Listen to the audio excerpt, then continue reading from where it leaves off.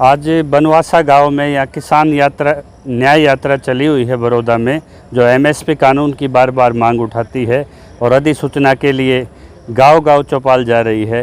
यहीं पे सामलात भूमि संरक्षण के मुद्दे के लिए भी गांव-गांव प्रचार है। जब यहाँ बनवासा की चौपाल में किसान न्याय यात्रा पहुँची तो यहाँ एक बड़ा सच ये सामने आया कि यहाँ के किसानों का सभी राजनीतिक पार्टियों से विश्वास उठ चुका है।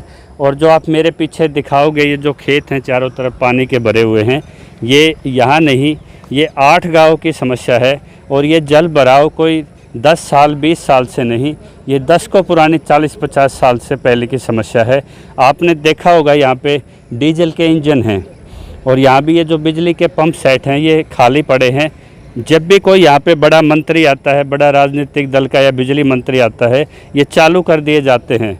अदरवाइज ये इसी अवस्था में यहाँ पे मिलते हैं। जब फसल ख़राब होती है तब ये ढोंग दिखाया जाता है सांकेतिक रूप से कि यहाँ पंप से यहाँ पे पानी की निकासी हो रही है।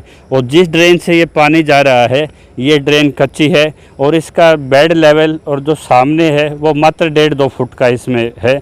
अगर इसको पक्का भी कर देते इस दौरान तो आज ये समस्या यहाँ पे नहीं होती। तो चौपाल से जब सीधे हम यहाँ पे इस स्थल पे आए तो यहाँ पता लगा कि राजनीतिक लोगों के यहाँ बार बार दौरे होते हैं और यहाँ सिर्फ बयानबाजी होती हैं। ना भाजपा अपने राज्य में यहाँ इस समस्या का कोई स्थायी समाधान कर पाई, ना कांग्रेस यहाँ कोई समाधान कर पाई, ना जजपा भाजपा का कोई गठबंधन यहाँ पे कर पाया। और ये 9-10 गांव हैं जो इस चुनाव का बहिष्कार कर सकते हैं। अभी किसान के मुद्दों की राजनीति को लेके यहाँ किसान संगठन आए थे, लेकिन यहाँ पता लगा कि किसान पहले से जागरूक है और अब की बार राजनीतिक रूप से चुनाव के बहिष्कार के लिए मन बना चुका है। इसी कड़ी में हमारे बीच में यहाँ पे प्रदीप धनखड़ जी आए हैं। प्रदीप धनखड़ जी, आपने क्या देखा यहाँ पे आके? जब आए ये पंप बंद थे या चालू थे? बंद है। तो ये पंप अब चालू हुए हैं? ये पंप तो इसी अवस्था में है, जब मंत्री आओगे फिर चालू कर दिए जाएंगे। अच्छा, तो क्या तो ये ड्रामा है, खाली किसान के साथ छलावा है।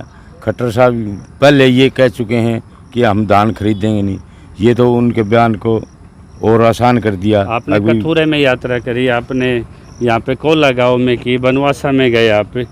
आपका यहाँ के किसानों को एकजुट होने का जो आह्वान था वो लगभग यहाँ असर दिखा रहा है। आप इनके लिए क्या संदेश देंगे ताकि इनकी ये समस्या चुनाव से पहले भी इसका हल हो और ये अपने मुद्दों पे खड़ा होना सीखें? अब किसान मन बना चुका है कि पहले उंगली वोट के लिए सीधी उंगली दिखाते थे, अब टेढ़ी कर रखी है कि जब हमारे मुद्दे हल नहीं होंगे तो टेढ़ी करके उंगली घी निकालने का कार्य होगा। हो सकता है कोई ये 12 गांव इकट्ठे हो गए एक फैसला ले सकते हैं। तो आपका सरकार से आपकी सीधी क्या दाड़ है कि आपने लंबी लंबी भूख हड़तालें की हैं, आप सरकार को क्या संदेश देंगे? आप किसान न्याय यात्रा के संयोजक हैं, आपकी सरकार को 2 टूक क्या संदेश है आपका? सबसे पहला संदेश तो हमारा यही है, एमएसपी कानून। दूसरा, ये जो फसल तबाह हुई है इसका जल्द से जल्द मुआवजा दिया जाए और ये जितना जल्दी हो सके ये पानी निकाला जाए। ये तो अगले साल भी तबाह होगी धनखड़ साहब, अगर ये भाग्य बन चुका है किसान। अब की बार जब किसान अड़के खड़ा है, ना वो कांग्रेस की तरफ देख रहा, ना भाजपा की तरफ देख रहा, वो देख रहा है अपने मुद्दे की तरफ। आपने राजनीतिक बहिष्कार आपका झज्जर में काम कर गया था, आपका छुड़ानी में कर गया था, वहाँ वीरेंद्र सहवाग को सीट अपना प्रत्याशी का दावा वापस लेना पड़ गया था जल भराव में। तो क्या आप यहाँ किसानों की मदद करेंगे अगर किसान आपको यहाँ पे आगे करते हैं? क्यों नहीं, ये भी तो एक हरियाणा का हिस्सा है, बड़ौदा कोई बाहर का थोड़ी है। जो समस्या झज्जर थी वही बड़ौदे में है। अब हमने परसों देखा 4-4 फुट जब शहर में पानी है, जो 10-10 साल से विधायक हैं, सरकार बार बार हमारे को ये कांग्रेस वाले ताना दे रहे हैं, अभी जींद डूब गया जहाँ से बीजेपी का विधायक है, यहाँ से तो कांग्रेस के विधायक हैं। सरकार खट्टर की है, भाजपा में। आपने क्या हालत देखी, रात को कितना फुट पानी होता है? 4-4 फुट पानी था। हम दूसरे के ट्रैक्टर ट्रॉलियों पे बैठ के गए हैं अपने व्हीकल को छोड़ के। ऐसी पोजीशन। जैसे आवारा पशु हैं, गाय को माता का नाम दिया है, वहाँ गाय बैल सड़कों पे घूम रहे हैं और जो विकास है वो वहाँ जमीनी स्तर पर देखा जा रहा है, जो इनके दावों से बिल्कुल विपरीत। हमने हर शहर में देखते हैं हम, भाजपा वालों ने अपनी मात और गौशाला में रोक दी। और ये जो अपने पिता रूप तुल्य मानते हैं ना, इनको सड़कों पे छोड़ दिया। अच्छा, अभी हमारे बीच में एक जैविक खेती करने वाले संदेश डबास जी हैं। संदेश डबास जी, अगर आपको इन हालातों में खेती करनी पड़ जाए, जिन हालातों में हर साल फसल बर्बाद होती है, यहाँ कैमरामैन दिखाएंगे कितनी अच्छी यहाँ पे इसकी उपज हुई थी धान की, और इसकी लागत के बावजूद जब ये यहाँ पे जल भराव से ख़त्म हो जाएगा तो 8 गांव का यहाँ पे लगाओ 10-12 हज़ार एकड़ धान यहाँ पे बर्बाद हो जाएगा, और यहाँ से कोई पार्टी सिर्फ झूठे दावे करके यहाँ सीटें निकाल ले जाएगी। तो किसान को इन हालातों में क्या करना चाहिए? किसान अमूमन इन हालातों में वही करता है जिसे पढ़े लिखे लोग बुज़दिली कहते हैं, आत्महत्या, आत्मदाह। और आप खुद ही सोचिए, अगर 60 साल से हर साल अगर ये सिचुएशन है तो ये किसान किस हिसाब से स्ट्रगल कर रहा है, कितना इस किसान ने, यहाँ के किसान ने स्ट्रगल किया है और कैसे अपना जीवन यापन वो कर रहा होगा। बिकॉज़ 1-2 साल की बात नहीं है, 60 साल के अंतराल में विभिन्न सरकारें आई, बड़े नामी गिरामी मुख्यमंत्री हुए, बड़े नामी गिरामी प्रधानमंत्री हुए, क्या किसी के पास इसका कोई समाधान नहीं था? सबके बड़े बड़े दावे हैं। यहाँ INLD ने इसका हल निकाल दिया, हुड्डा साहब अपने घर के थे, उन्होंने हल निकाल दिया, भाजपा ने किसान की कायाकल्प पलट दी। अब तो 2 साल बचे हैं, आय दुगनी का वो ड्राफ्ट आज तक पता नहीं कहाँ गायब हो गया। आय तो खैर दुगनी का तो ये आय तो खत्म ही होने जा रही है। अब तो MSP जब खत्म हो जाएगा उसके बाद आय रहेगी कहाँ किसान की? फिर तो बनिया और कॉरपोरेट जो है, बनिया मतलब आड़ती और व्यापारी संघ है, और जो अब कॉरपोरेटाइज जो खेती हो रही है तो उसके हवाले करने के बाद तो किसान उनकी मर्जी पे होगा।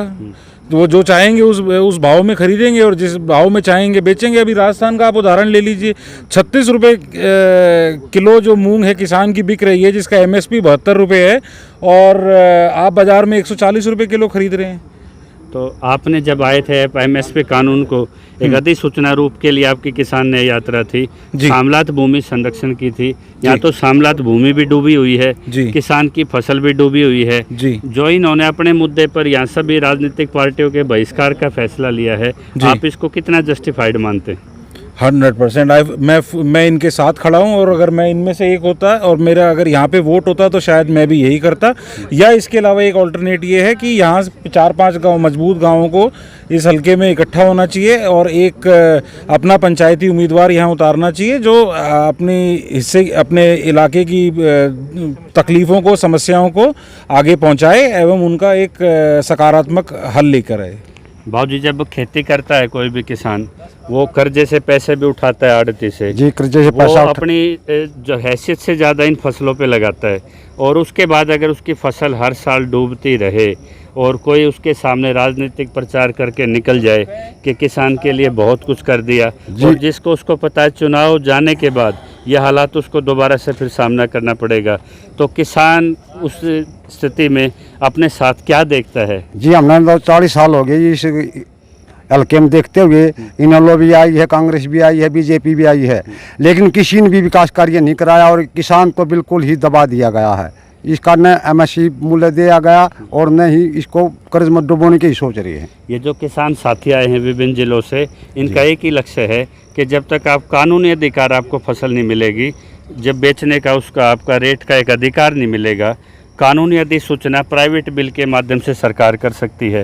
हुड्डा साहब के 31 विधायक हैं, उनको ड्राफ्ट दे चुके हैं किसान कि जिसको कानून बना दो कि हमारी प्राइवेट खरीद इससे नीचे ना हो। सामलात भूमि आज इनके बस्तों में बंद है, चुनाव के बाद आपके हाथ से निकल जाएगी।